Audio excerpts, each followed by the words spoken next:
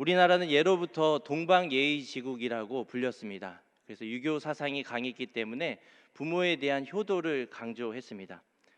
그래서 한국적인 문화 속에서 오늘 그 10계명의 5계명을 살펴본다라고 한다면 그 유교 사상에 의해서 아마 부모에게 효도하라라고 정도로 생각할 수도 있습니다. 그렇게 오해하는 경우도 있습니다.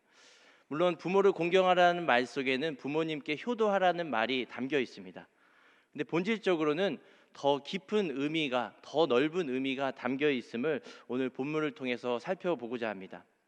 이스라엘에는 우리나라와 같은 효도의 개념이 없었습니다. 그렇기 때문에 하나님께서는 이 5계명을 주시며 또 6계명을 주시면서 어떠한 깊은 의미를 우리에게 전달하고자 하시는지 오늘 말씀을 통해서 살펴보겠습니다.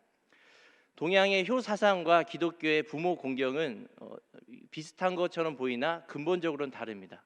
이 동양의 효 사상에 의하면 부모는 자녀에게 하늘과 같은 존재였습니다. 절대적인 위치의 존재로 여겨서 부모와 자식 간의 도리를 천륜이라고 표현했습니다. 그래서 이런 말도 있습니다. 신체 발부 수지 부모라고 해서 부모님께 물려주신 그 신체는 소중한 것이기 때문에 우리가 함부로 할 수 없다라고 해서 예전에는 이 머리털도 자르지 않고 소중하게 여겼습니다. 부모님께 받은 것이 소중하기 때문에. 그러나 기독교에서 부모 공경은 이 동양의 효사상과는 다릅니다. 부모님이 절대적인 위치에 있는 것이 아니라 그보다 더 절대적인 권위, 더 높은 권위에 하나님이 계시다라는 것을 인식하면서 우리가 이 부모 공경을 받아들여야 한다는 것이죠. 그렇기 때문에 부모님 위에 하나님이 계시고 하나님이 명령하셨기 때문에 우리가 이 부모를 공경해야 된다라는 것입니다. 이런 개념을 잘 구별해서 오늘 16절 말씀을 보면 내 하나님 여호와께서 명령하신 대로라는 그런 문구가 눈에 들어올 것입니다.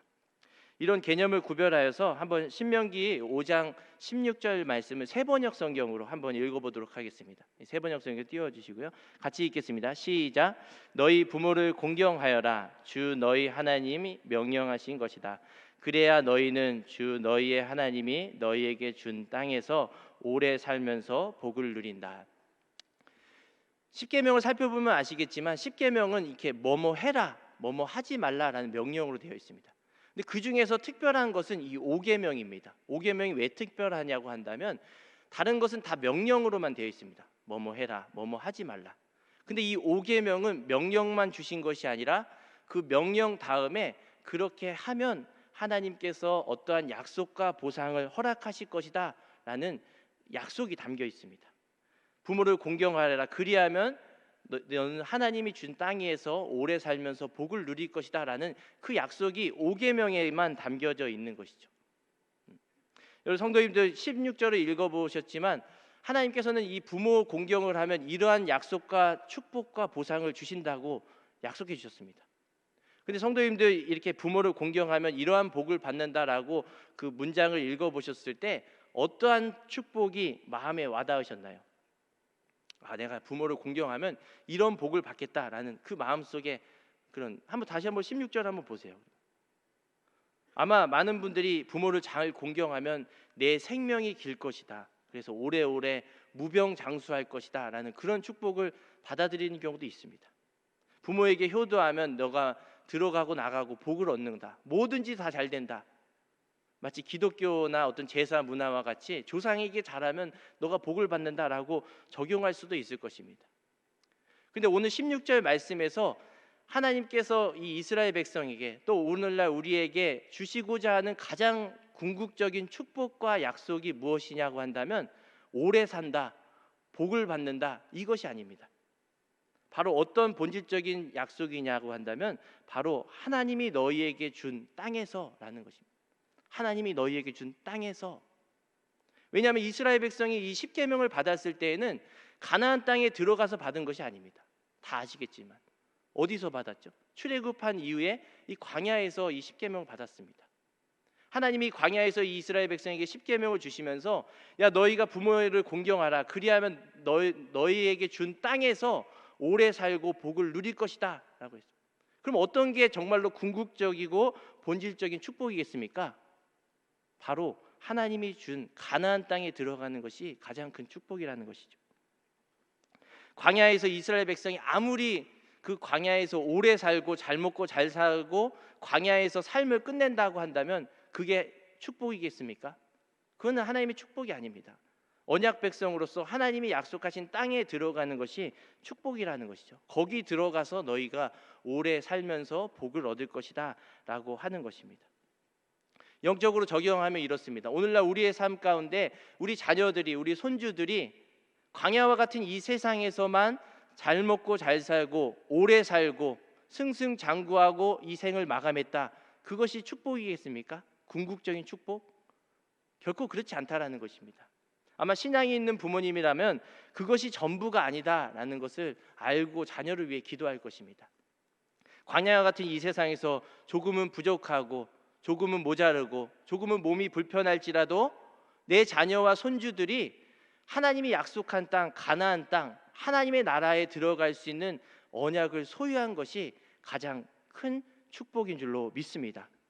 그렇기 때문에 진정한 믿음은 우리가 부모를 공경하였을 때 이 땅에서만 잘 살고 오래 살고 복을 얻는 것이 아니라 내 자녀들이 부모를 공경함으로 인하여서 부모의 신앙을 이어받아 언약 백성의 그 축복을 누리며 살아가야 한다라는 것이죠.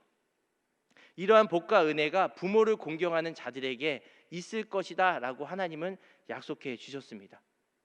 이 오계명을 주시는 것이 그렇기 때문에 단순히 동양의 효 사상과 같이 부모에게 효도해라 그걸로 끝나는 것이 아니라 부모의 믿음을 이어받아서 너희도 부모의 세대와 같이 믿음의 자녀로 살아가라. 믿음을 가진 자의 축복이 얼마나 큰지 너희 자녀들이 맛보아 알아라 라고 하나님께서는 이 오계명을 통해서 우리에게 허락해 주신 것입니다. 이 공경이라는 단어는 히브리어로 이렇게 무겁게 여기다라는 말이 들어있습니다. 뜻이 있습니다. 그래서 부모를 공경한다고 한다면 우리는 흔히 부모님을 자주 찾아뵙고 때에 맞게 우리 부모님에게 용돈도 주고 좀 더 하면 이제 부모님에게 애교도 부리고 하면 아이고 우리 애기는 부모를 잘 공경해요 라고 하지만 여기서 부모를 공경한다라고 한다는 것은 이 이스라엘 백성 신앙 공동체의 신앙을 가진 부모의 권면과 그런 책망을 무겁게 받아들인다라는 의미가 있습니다. 그렇기 때문에 진정한 부모 공경은 그냥 이 세상에서 물질적으로 부모님을 잘 대하고 찾아뵙고 그런 정도가 아니라 신앙의 유산을 잘 물려받는 것이 부모 공경이라고 한다는 것입니다. 그렇기 때문에 자녀들이 부모의 신앙을 이어받지 않고 부모의 신앙의 권면을 가볍게 여긴다라고 한다는 것은 아무리 세상적으로 부모님을 잘 대할지라도 그것은 진정한 의미에서 부모 공경이 아니다라고 한다는 것입니다. 오늘 사랑하는 성도님들의 삶 가운데 우리 자녀들과 손주들이 있다면 이러한 축복과 은혜가 임하시기를 간절히 축원합니다. 이것이 진정한 복이고 진정한 축복인 줄로 믿습니다. 그래서 아마 믿음이 있는 부모라고 한다면 내 자녀가 아무리 세상에서 잘 나간다고 할지라도 자녀가 믿음이 없다라고 한다면 끊임없이 그 자녀를 위해서 기도할 것입니다. 그리고 하나님께서는 그 기도를 외면치 않고 때가 되었을 때 우리 자녀와 손주들을 하나님의 길로 인도하신 줄로 믿습니다. 두 번째, 이 부모 공경의 명령은 단순히 육신의 부모의 공경으로만 그치지 않습니다. 나의 육신의 부모에게만 잘하고 다른 사람에게는 그냥 하대하고 멸시하고 그러한 것이 부모 공경이 아니라는 것입니다. 오늘 하이델베르크 백사문을 한번 살펴보면서 우리가 의미를 되새겨 보겠습니다. 하이델베르크 백사문에 제가 문제를 한번 읽어보겠습니다. 제 5계명에서 하나님께서 원하시는 것은 무엇입니까? 답을 한번 읽어보겠습니다. 시작.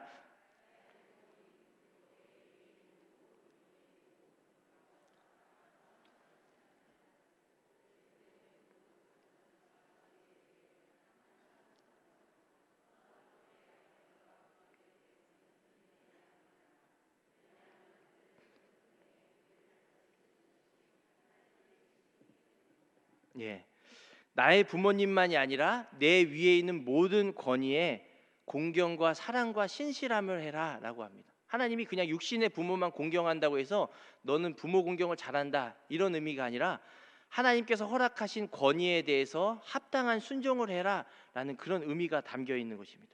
그리고 그들의 약함이 있다면 부족함이 있다면 그것을 인내하고 기도해라라고 한다는 것입니다. 하이델베르크 요리문답 104문을 보면 윗사람에게만 언급되고 있습니다. 나의 육신의 부모뿐만 아니라 윗사람, 상급자의 권위를 존중해라라고 하는 의미가 있는데요. 웨스터민스터 소요리 문답 64문을 보면 상급자뿐만 아니라 이런 동급자, 하급자에게까지 이것을 존중해라라고 하는 것을 살펴볼 수 있습니다. 한번 웨스트민스터 소유리 문답 64문도 한번 읽어보겠습니다. 제가 문제를 읽고 답을 한번 읽어주시겠습니다. 제 5계명이 요구하는 것은 무엇입니까? 답을 시작.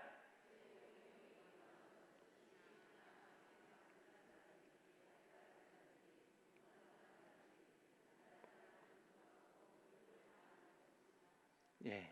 하나님께서는 육신의 부모만이 아니라 상급자만이 아니라 이런 동급자와 하급자까지 하나님의 형상으로 생각하면서 그들을 존중하고 하나님이 주신 권위를 잘 사용해서 의무를 다해라라고 명령하신 것입니다.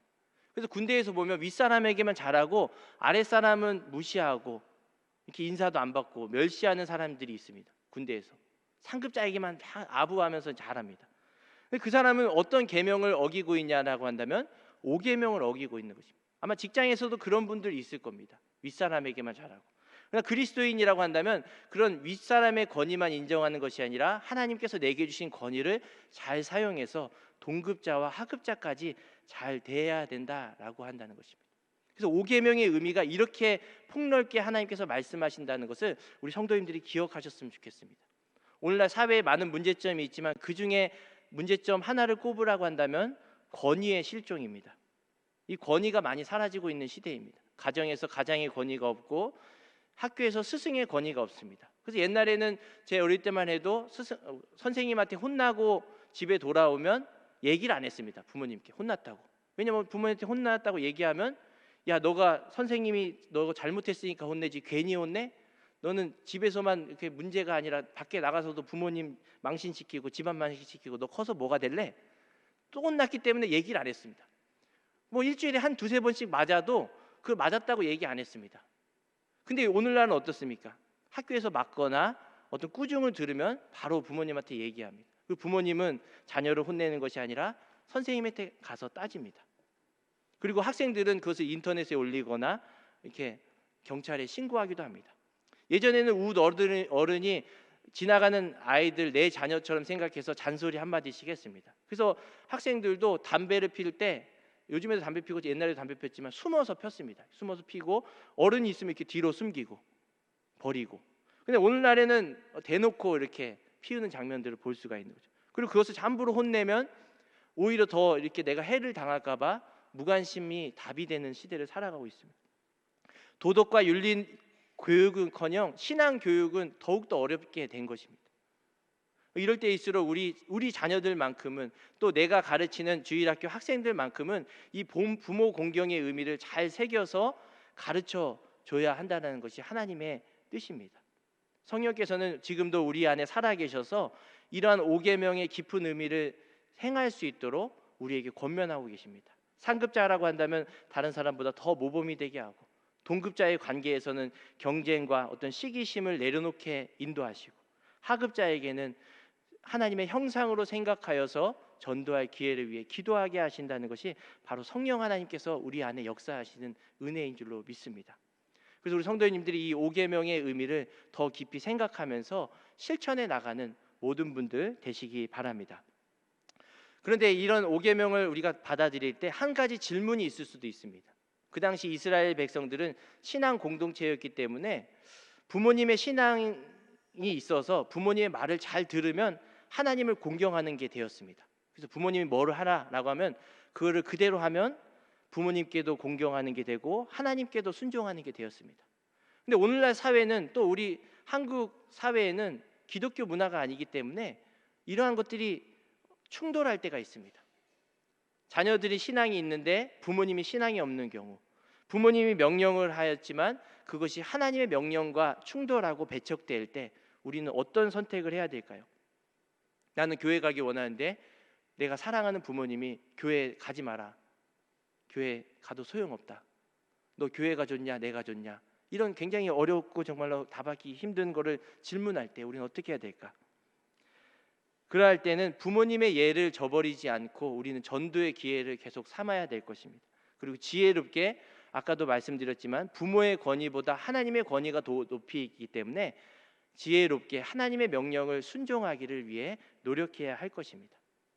아마 그런 과정 속에서 많은 핍박이 있고 고난이 있고 이런 견디기 힘든 신앙의 괴리감이나 또 미필적으로 지을 수밖에 없는 죄들이 있을 것입니다.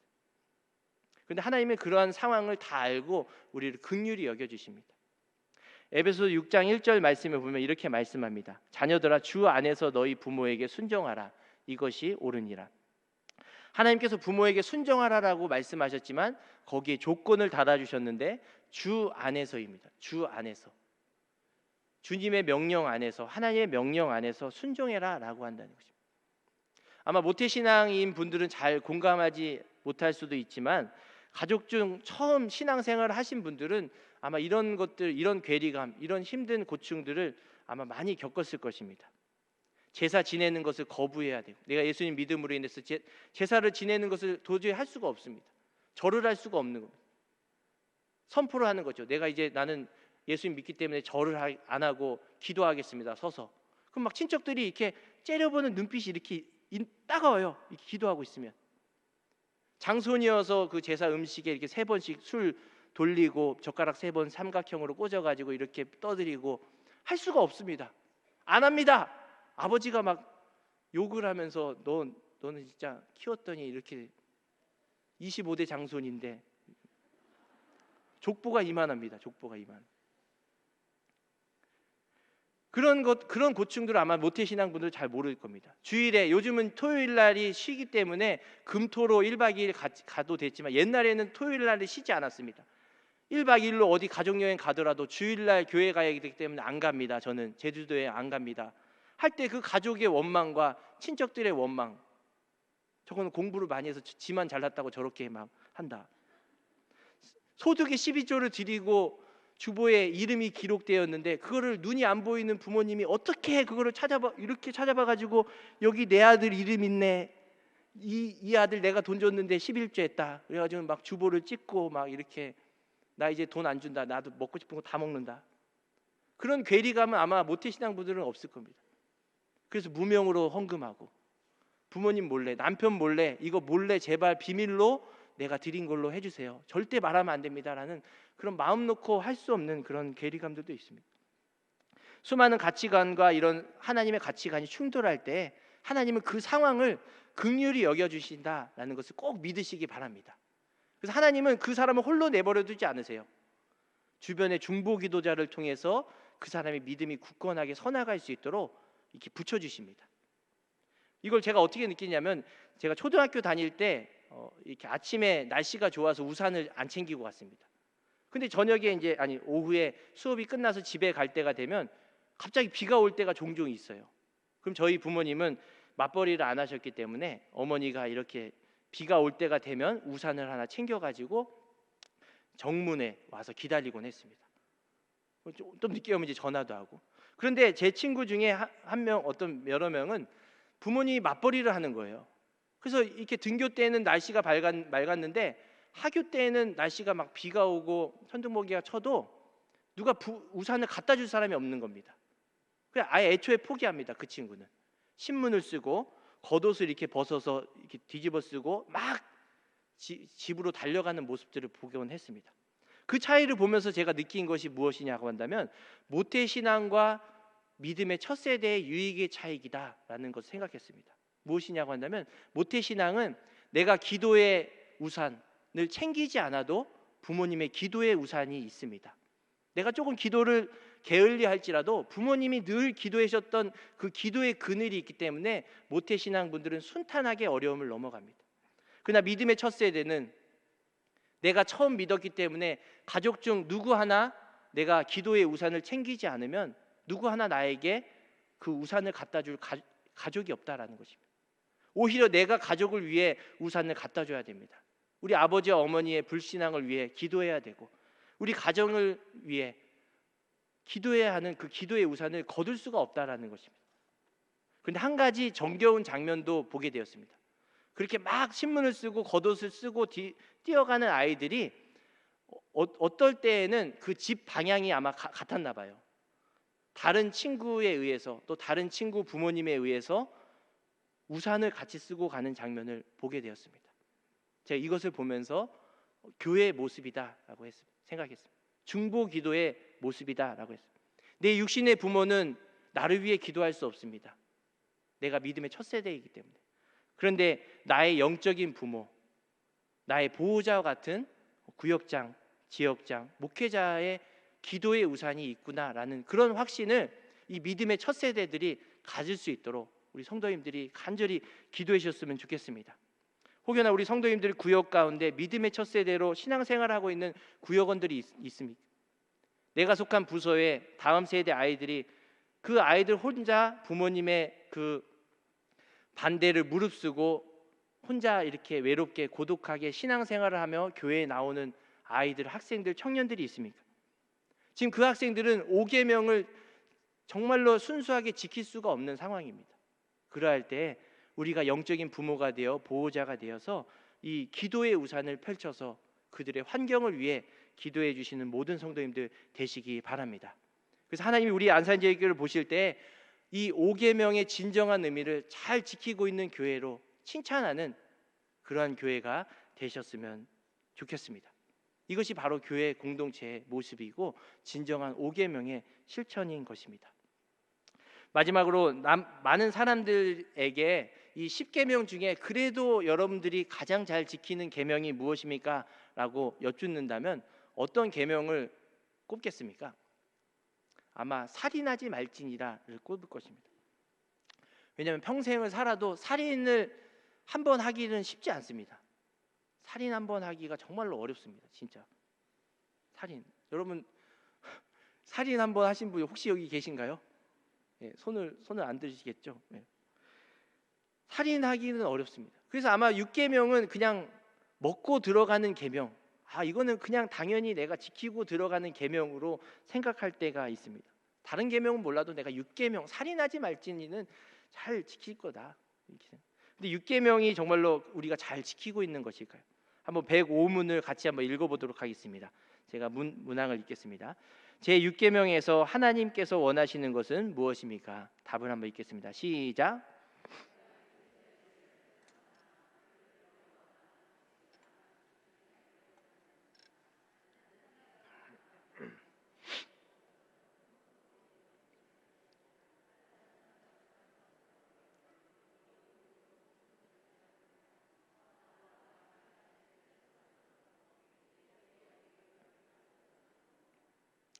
예, 하나님께서 원하시는 것은 그냥 단순히 문자적인 살인이 아니라 이웃의 명예를 훼손하고 미워하고 생각이나 말이나 몸짓으로 분노하고 복수하고자 하는 그 마음, 그 생각 자체가 살인으로 간주한다라는 것입니다.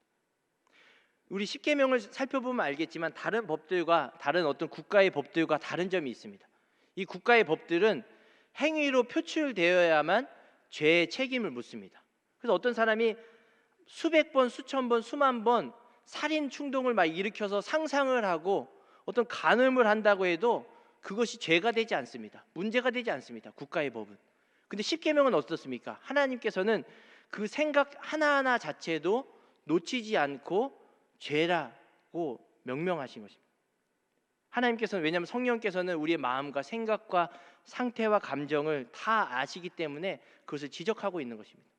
국가의 법은 죄의 열매만을 이렇게 다룹니다. 겉으로 드러나는 것.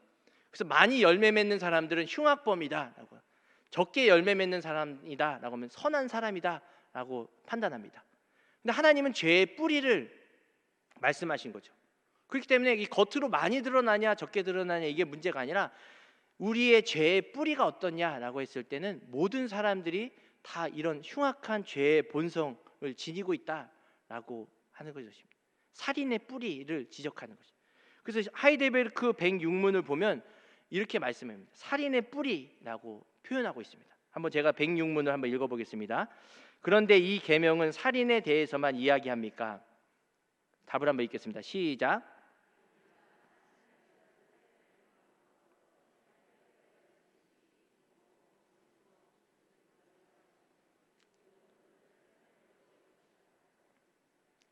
예, 살인의 뿌리가 되는 거. 그렇기 때문에 이것만 봐도 우리가 아까는 당당하게 난 살인 한 번 안 했지, 그리고 살인하지 말라라는 계명은 당연히 지켰지라고 했는데, 여기서 보면 어떻습니까? 살인의 뿌리가 되는 시기, 분노, 복수심, 이웃의 명예를 훼손하는 것, 악한 말, 이런 것이 다 살인으로 간주한다는 거죠. 그렇기 때문에 우리 성도님들 가운데 자신 있게 나는 한 번도 살인하지 말지니라라는 계명을 다 지켜왔다라고 손을 들 수 있는 사람이 있을까요? 없다는 것입니다. 아마 신혼 초에 이미 확인했을 것입니다. 저 왼수, 연애 때는 안 그랬는데 변했어. 저장한 좁쌀 영감, 밴댕이 소갈딱지. 남편한테 전화 오는데 밴댕이 소갈딱지, 좁쌀 영감, 왼수. 다음 세대는 만나지 말 사람, 이렇게 막 살인을 늘 하고 있는 거예요. 우리가 이렇게 살인을. 이것뿐만이 아닙니다. 스마트폰 중독이나 어떤 우리의 몸을 학대하는 것, 우리의 몸을 해하는 것도 살인이라고 하는 거죠. 자살뿐만 아니라 어떤 중독, 언어폭력, 악플. 그때 하나님께서는 이런 단순히 행동으로 드러나는 것만을 지적하는 것이 아니라 우리의 마음의 생각과 상태를 다 감찰하신다는 것입니다. 그렇기 때문에 이 5계명뿐만 아니라 6계명을 겉으로뿐만 아니라 이 마음으로까지 온전히 지킬 수 있는 사람은 아마 이 세상에 아무도 없습니다. 우리 하나님 앞에 당당하게 이걸 다 지켰다라고 갈 수가 없는 겁니다. 그렇기 때문에 예수님께 나온 부자 청년이 나는 다 지켰습니다라고 나왔을 때 예수님께서는 그 불을 지적했던 것이죠. 너가 다 지킬 수 없다. 문자적으로 지킨 거 말고 너의 속에 있는 거, 아직도 하나님보다 귀하게 여기는 그것을 내어놓으라 하신 것이죠. 이처럼 우리는 하나하나 이 계명을 지킬 수 있는 것이 우리의 어떤 의지나 결단으로 되는 것이 아닙니다. 우리는 끊임없이 이런 죄의 본성이 올라오고 옛 자아의 모습들이 순간순간 이렇게 올라옵니다. 그럼 우리는 이런 계명을 어떻게 지키냐 한다면 바로 하나님께 은혜를 받아서 지켜나갈 수 있는 것입니다. 우리가 지킬 때에도 이것을 나는 내가 잘해서 지켰다라고 자부하면서 막 과시하면서 나아가는 것이 아니라 하나님이 은혜 주셔서 겨우 이 계명 하나 지켰습니다. 그러나 아직도 지키지 못하는 나의 이웃사랑의 실천, 그것을 놓고 하나님 앞에 겸손히 우리의 죄를 고백하며 나아간다는 것이죠. 혹여라도 이런 우리 안에 합당한 권위에 대해서 불평하고 부정하는 모습들이 있지는 않은지 돌아보셨으면 좋겠습니다. 마음이나 생각과 말로 어떤 다른 이웃의 명예를 훼손하고 악한 말을 품고 분노를 내가 그냥 내 마음의 감정을 이렇게 하도록 그냥 내버려 두진 않은지 돌아보셨으면 좋겠습니다. 하나님께서는 이런 비참한 나의 죄된 본성의 현실을 놓고 기도할 때 우리를 긍휼히 여겨주십니다. 그리고 하나님께 은혜를 구하며 하나님의 뜻대로 살고자 할 때 은혜를 주셔서 그 계명 하나하나를 실천해 나아갈 수 있도록 우리에게 도움을 허락해 주시는 줄로 믿습니다. 그렇기 때문에 참된 믿음은 내가 이만큼 계명을 지켰다라고 떳떳해하며 자부하며 남들 앞에 과시하는 것이 참된 믿음이 아닙니다. 참된 믿음은 내가 이것을 지켰지만 여전히 지키지 못하는 수많은 계명과 여러 가지 의미들 앞에 여전히 나는 죄인입니다, 주님의 은혜 없이는 살 수 없습니다라는 그러한 세리와 죄인들과 같은 고백으로 나아가는 것이 참된 믿음인 것입니다.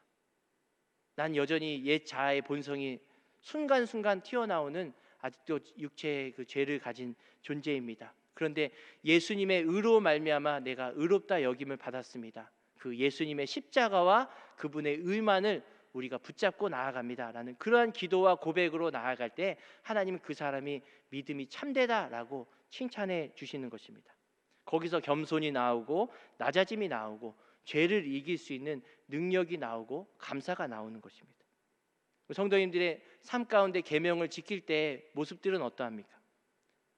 난 이만큼 지켰다, 나는 저 사람보다 더 낫다라고 떳떳해하며 자부하며 살아가지는 않으신가요?